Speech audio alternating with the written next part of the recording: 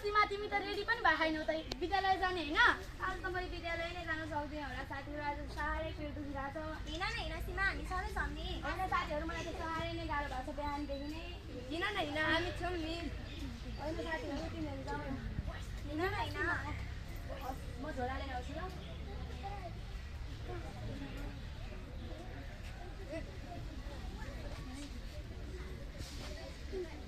तिमी झोला बोक्न सक्दैन होला ल म बोकिदिन्छु यहाँ सीमा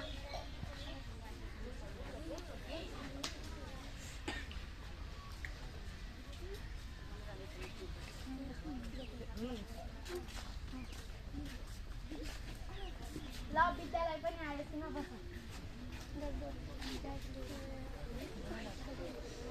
जाउँ सीमा बाहिर हिँड होइन साथीहरू आज साह्रै पेट दुखेछ म त आज बाहिर जानु सक्दिनँ हिँड न हिँड सीमा होइन साथीहरू तिमीहरू जाऊ म सक्दिनँ होइन आज सीमालाई के भएको छ आज लास्टै नै झोक्रा खाँदो सीमा त हिँड न सीमालाई गएर सोध्न हुन्छ हिँड सीमा तिमीलाई के भएको छ आज किन तिमी आज झोक्राको होइन साथीहरू त्यस्तो त केही भएको छैन खासै ल सीमा तिमी त महिनावारी भएको रहेछ अब तिमीलाई 22 दिनसम्म गोठमा राख्नुहुन्छ दाजुभाइहरूलाई नि हेर्नु हुँदैन हो र हो नि सीमा अनि यो कुरा आमालाई सुनायो त सीमा छैन नि मैले त डरले आमालाई भन्नै सकिनँ किन नि सीमा भन्नुपर्छ यो कुरा भनेर भने त धेरै गाह्रो हुन्छ पछि हो र हो नि सीमा साथी मेरो ब्यागमा प्याड सर्ट देऊ त हुन्छ त को हाँसिरहेको त्यो जङ्गलीको हो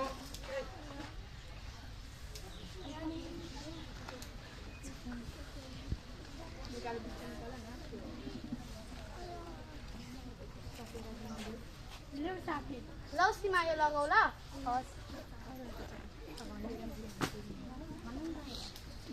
सीमा पनि महिनावारी भएको छैन अब त नि अब सीमालाई धेरै गाह्रो हुने भयो है म पनि महिनावारी हुँदा मलाई नि गोठमा लगेर राखेको थिएँ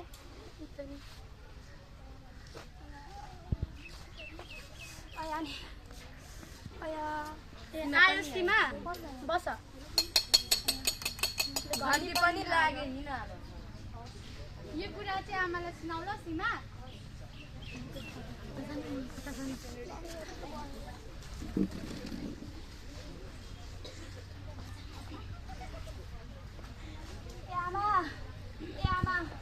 के भयो नि मलाई त साह्रै पेट दुखो के भन्छ आज बिहानदेखि पेट दुखो भनेर रुको मात्रै छ के भयो नि आमा म त महिनावारी भयो रे अब के भनिस् फेरि यहाँ नबस उता अबदेखि यहाँ बाहिर निक्लिनु खाना पनि यहीँ ल्याइदिन्छु कपडाहरू पनि सबै यहाँ ल्याइदिन्छु यहाँबाट बाहिर निक्लिनु बरु जा गएर नुहाएर आइज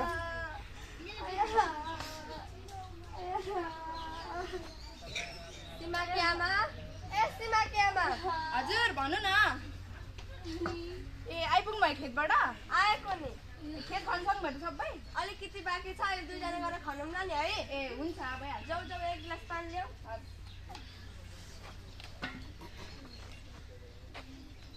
दिनु पानी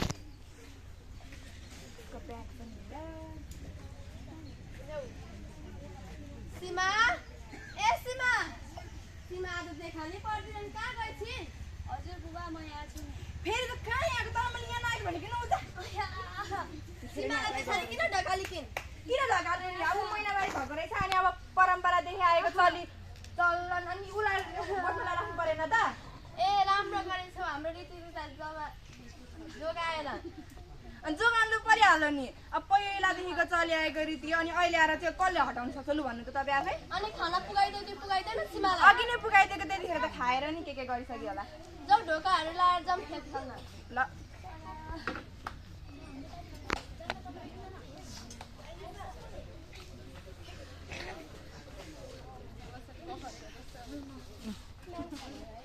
यिनीहरू त यहाँ पो बसिरहेछ तिमीहरूलाई एउटा कुरा थाहा पायो के कुरा सीमाको हामीले हिजो कुरा गर्दा थियौँ सीमालाई त त्यस्तै पो गरेर सीमालाई त गोठमा पो लगेर राखेछ नि त ए के गरेको होला नि त्यो आन्टीले पनि त त्यही त नि एकचोटि जाउँ न म्यामको घर म्यामलाई बुझौँ न हुन्छ जाउँ साथीहरू म्यामको घर जाउँ भनेको म्यामलाई त बाटोमा भेट्ने रहेछौँ नमस्कार गुरुआमा नानीहरू चाहिँ कता हिँड्नु भएको नि हजुरलाई नि भेट्न लागि एउटा सानो कुरा गर्नु थियो हजुरसँग के कुरा हो भन्नुहोस् न सीमा त महिनावारी पो भएछ महिनावारी त सामान्य हो सबैलाई भइरहेछ नि महिनावारी त उसले त गोठमा लगेर राखेको छ नि म्याम सीमालाई गोठमा म्याम हजुरले पढाउँदाखेरि त के अरे महिनावारी हुँदा गोठमा राख्नु हुँदैन भन्नुभएको थियो होइन र जानु त नि सबैजना एकदिन सीमाको घरबाट बुझेर आमा है हुन्छ आन्टी बाहिर आउनु न ए मिस र नानीहरू पो आउनुभएछ नमस्ते मिस नमस्ते बस्नुहोस् न किन उभिनु भएको कस्तो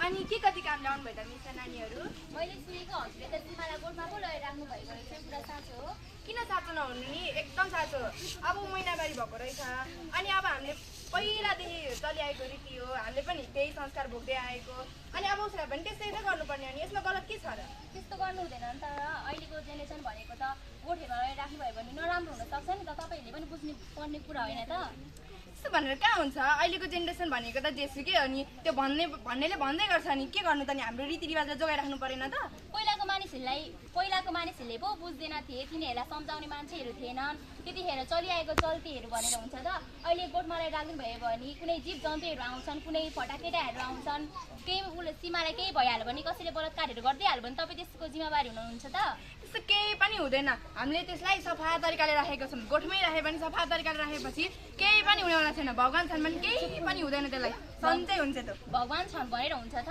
भगवान् केही जीव जन्तुमा बस्छन् भगवान् के रक्सी गजडेहरूसँग बस्छन् त तपाईँले त्यस्तो गरेर हुन्छ बुझ्नुपर्छ नि तपाईँ झन् आमा हो तपाईँले जे भोग्नुपर्छ तपाईँको छोराछोरी पनि त्यही भोग्नुपर्ने भन्ने छैन नि त अनि अब आफूले जे भोगो अनि छोराछोरी पनि त्यही त गराउने हो नि अहिलेको रीतिरिवाज अनुसार चल्न थाल्यो भने त के पो गर्न लाग्छ नि त पहिला तपाईँलाई सम्झाए त पहिला भनेको त जानी नबुझिकन गरेको अब छोरी मान्छेहरूले आराम मिलोस् भनेर पो राखेको हुन्छ नि त गोठहरूमा त्यतिखेर राख्ने ठाउँ हेरेर हेरेन त्यतिखेर राख्नेको स्थापनहरू थिएन अहिले पो सबैको त सुविधाहरू छ तपाईँले देख्नु भएको छैन र खै अब पहिलाको रीतिरिवाज जोगाउनु कि अहिलेको कुरा मान्नु कि पहिलाकोले त जानी नबुझिकन गरेका हुने त अहिले जोगाउनुपर्छ अहिलेको चलनमा चल्नुपर्छ नि त त्यो पनि हो है बरु जान जस्तो गएर छोरीलाई लिएर आउनु छोड्ला छुनु हुँदैन होइन ए यत्रो कुरा बुझिसकेपछि अझै छुनु हुँदैन भनेपछि त दान गरेर लिएर आउनु खुरुका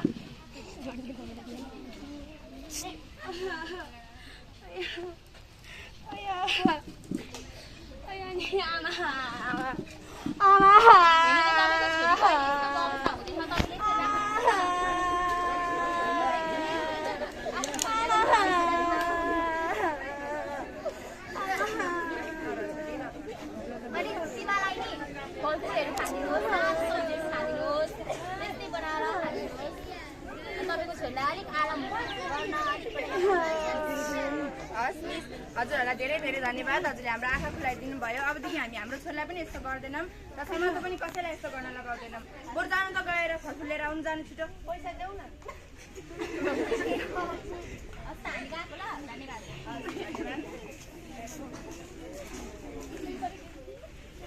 छोरीबडी गएर चेन्ज गर नुहाएर आएर अनि रुममा बस ल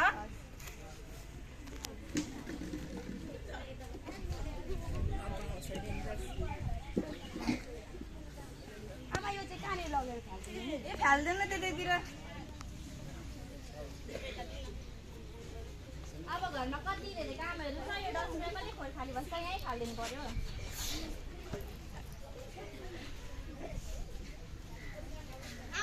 यहाँ कति धेरै फोहोरहरू यहाँ किन फालेको यहाँ डस्टबिन हुँदा यहाँ फोहोर कसले फालेको मैले फालेको यहाँ कसलाई के भयो र यसरी त तपाईँ त त्यो फोहोर त फाल्नु हुँदैन नि अब घरमा कति धेरै कामहरू बितेको हुन्छ यहाँ डस्टबिनमा ल्याएर कसले फालिबस्छ त यति सुविधा हुँदा हुँदै यहाँनिर यसरी फ्याल्नु हुँदैन नि त जतिसुकै काम भए पनि डस्टबिनमा फ्याल्दा मैले मात्रै फालेको देख्नुहुन्छ है तपाईँहरू मेरो छरछिमेकले फालेको देख्नु हुँदैन त्यो पराहरूको सीमा भन्ने लियो खोइ के प्याड हो के भन्ने ल्याएर यसरी मेरो घरको अगाडि फालेको छ त्यसलाई गएर भन्नु त गएर होइन यो सीमा भन्ने चाहिँ को रहेछ हौ यस्तो प्याड जथा भावी फाल्ने त्यही पराहरूको त छिमेकीको छोरी हो नि उसको आमालाई भन्नुपर्ने उसको आमालाई बोलाएर ल म बोलाएर लिएर आउँछु बस्दै गर्नु होला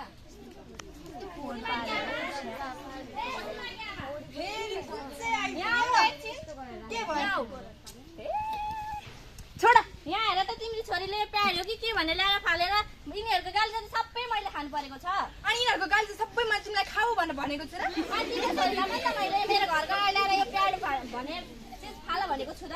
अनि के तिम्रो घर अगाडि चाहिँ यही प्याड मात्र छ अरू चाहिँ छैन? अब तिमीलाई डस्टबिनमा हाल्नै मन छैन भने आफ्नै घर अगाडि फाल त मेरो कसरी।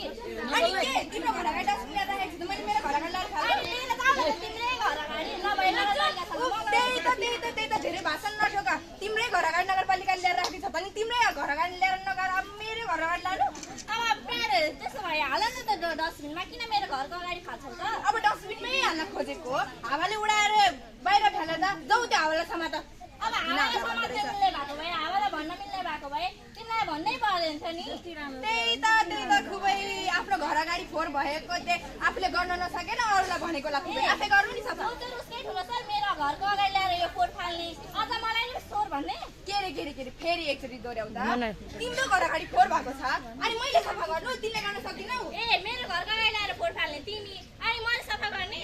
तिमी आफै गर नि तिम्रो घर अगाडिको सफा। पुरुक्क त तँ सफा गर। मलाई नभन ल तिमी आफै गर जाऊ। होइन सफा गर भनेको सुनेन हौ। तिमी आफै गर न तिम्रो मेरो घर घरको अगाडिको अगाडि सफा। ल्याएर फोहोर फाल्ने अनि सफा चाहिँ मैले गर्नुपर्ने। त्यही त अनि आफ्नो घर अगाडिको सफा आफूले नगरेको कसले गर्छ त? तिमीले गर्छौ नि। ए म नोकर बसेको छु तिम्रो। ए मेरो घरको अगाडि ल्याएर फोहोर फाल्ने अनि नोकर बसेको भनेर लाज लाग्दैन? अब मेरो घरको अगाडि ल्याएर फोहोर फाल्यो भने सोर्नु परेन त?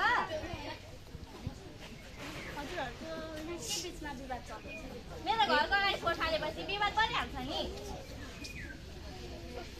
नसकिने भयो छिमेकीहरूलाई पनि। अब यहाँनिर मेरो छोरीले ल्याएर प्याड फ्याली अब डस्टबिनमा ल्याएर फ्यालेको हावाले उडाएर बाहिर फ्यालेर उसको घर अगाडि पुऱ्याइदिएपछि अनि उसले आएर मलाई गाली गर्न मिल्छ? आफ्नो घर अगाडि सफा त उसले पो गर्नुपर्छ त, मलाई भन्दो रहेछ त गर्दिनँ। फालेपछि त सोर्नु परिहाल्यो नि। आफै गरे भइगयो नि त त्यस्तो सफा गर्ने मान्छे। ल विवाद नगर्नु हजुरहरू, सबै मिलेर यो फोहोर टिप्नु पर्छ नि। तपाईँहरूले यसो गर्नुभयो भने टोल छिमेकीहरूले के सोच्छन्? तपाईँहरू झगडा गरेर मात्रै हुँदैन नि, सरसफाइ गर्नु पर्यो। मात्रै देख्नुहुन्छ वरिपरि हेर्नु त कति धेरै फोहोरहरू छ। यत्रो गाउँहरू डुलेर आउनुभयो यति पनि फोहोर देख्नु भएन? यी मात्रै देख्नुभयो, त्यो पनि हामी दुईजनाले मात्रै गरेको देख्नुभयो, अरूले चाहिँ गरेको देख्नु भएन? सबैजनालाई छिमेकीहरूलाई तपाईँको बोलाउनु न त। कसले गरेको? बोलाउँदैन मामी, हाम्रो त्यति साह्रो फुर्सद पनि छैन गाउँलाई बटुल्दै ल्याउँदै यहाँनिर भाषण सुन्नलाई। हाम्रो यहाँनिर काम छैन घरमा, तपाईँको भाषण सुन्न बसेको र हामी। यहाँले फोहोर फाल्ने अनि सफा गर्ने अरूलाई बोलाउनु जाने हामी नोकर हो र? तपाईँहरूको जस्तै सोच भएको मानिसको कारणले टोल समाजको वातावरण सफा नभएको तपाईँहरू जस्तै सोच भएको मानिसको कारणले हो हाम्रो टोल समाज अगाडि बढ्न नसकेको। त्यही त हाम्रो मात्र सोच गिरेको होइन, अरू समाजको त छैन। सबैजना शिक्षित छन् होइन? त्यस्तो गर्ने भएको भएदेखि त यो सबै समाजहरू तपाईँ आफै बोलाएर यहाँ भन्नुहोस् त, सक्नुहुन्छ भन्नलाई? बोलाउनुहोस् न। जाऊ त बोलाएर लिएर आऊ सबै समाजलाई। तर हामीले त भन्दा नि भनेकै हो क्या, सरसफाइ सबैजना गर्नुपर्छ भनेर नमानेर हो क्या एउटा। लु अब भन्नु के भन्ने हो यिनीहरूलाई? यिनीहरूको अगाडि पनि भनेर देखाउनु त लु, कति नै हामीलाई मात्रै गाली गर्नु हुँदो रहेछ। ल सुन्नुहोस्, हजुरहरूले यो के गर्नुभएको हेर्नु त? सबैजना झगडा मात्रै गरेर बस्नुहुन्छ, सबैजना मिलेर यो सरसफाइ गर्नुपर्छ कि झगडा मात्रै गरेर बस्नुहुन्छ? फेरि त्यही कुरा दोहोऱ्याउनु भयो। तपाईँहरूले यहाँनिर उहाँलाई के भन्न ल्याउनु भएको? त्यही भन्न हो, सरसफाइ गर्न ल्याउनु भएको होइन? अब सरसफाइ गर्नु भन्ने चाहिँ भन्नु न। सबैजना मिलेर यो सरसफाइ गरौँ।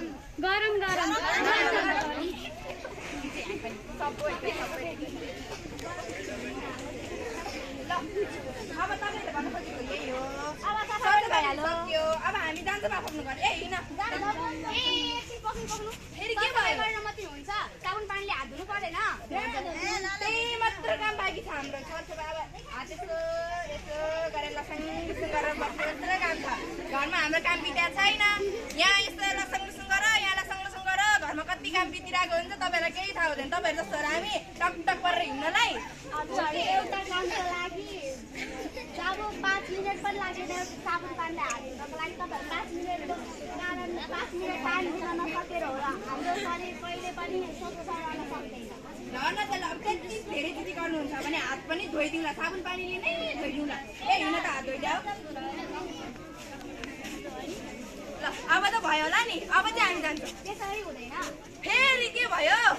हात साबुन पानीले हात धुने रस्सीको चरण र सरा जानु परेन। त्यसो गरेर सबैजनाले हामीले आफ्नो मसला त्यही पनि अहिले यहाँ धोए फेरि घरमा गएर कति धेरै काम गर्नुपर्छ।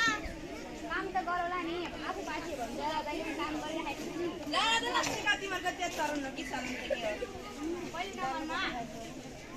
सरले गर्नु त्यस्तो दोस्रो नम्बरमा पनि हात धुने हो म सार्ने जस्तै खै मालिस गर्ने जस्तो हो दोस्रो नम्बरमा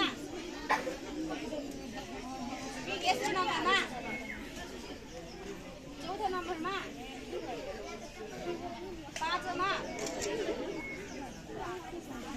छौँमा यसरी धोएर पखाल्ने र घाममा अथवा कपडा अथवा सुतीको कपडा या रुमालले पुसेर हातहरूलाई सफा राख्नुपर्छ ल अब यति नै कर गर्नुभयो अब तपाईँहरूले यति काम सिकाइदिनु पनि भयो हजुरहरूलाई धेरै धेरै धन्यवाद र यहाँ मात्र होइन अरू टोलमा पनि गएर यस्तै यस्तै व्यवहारहरू हजुरहरूले सिकाउनु होला नभए त यो मात्र समाज राम्रो भएर त हुँदैन सबै टोल समाज विद्यालयहरू सबै सफा हुनु पर्यो नि होइन र हजुरहरूले यसमा हामीले गराएकोमा के बुझ्नुभयो अब यसबाट के बुझ्नु नि आफूले पनि सरसफाइ गर्ने अरूलाई पनि सरसफाइ गर्न सिकाउने त्यही त